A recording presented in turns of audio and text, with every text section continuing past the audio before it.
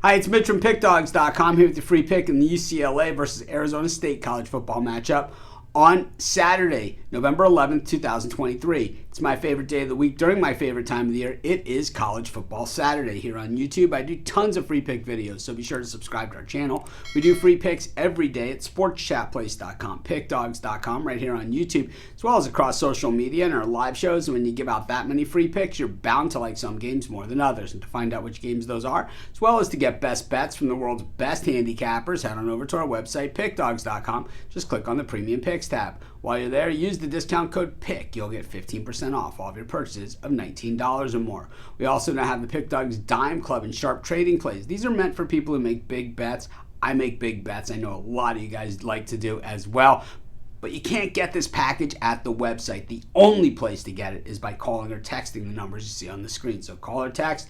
It's the only place you can get it. But let's get to this one. UCLA taking on Arizona State. Of course, UCLA's farewell tour in the Pac-12. I think they were expecting a little bit better results than what they've seen so far. But 6-3, not a bad year by any stretch of the imagination. But like I said, just not the year they were expecting.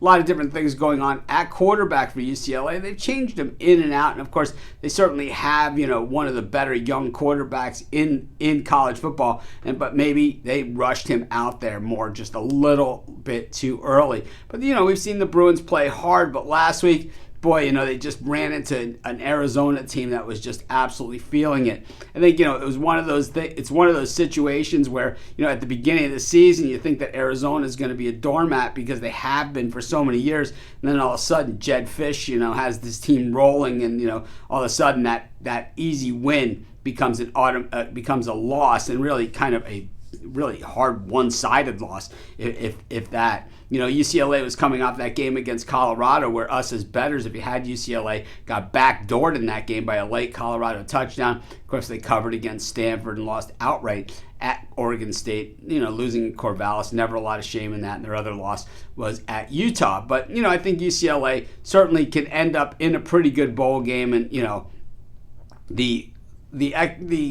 everything's pointing upward. They'll have their quarterback more next year as they enter the Big Ten. And I think, actually against those Big Ten teams, while they might have to stiffen up the defense a little bit, and they have done that, UCLA has stepped up the defense.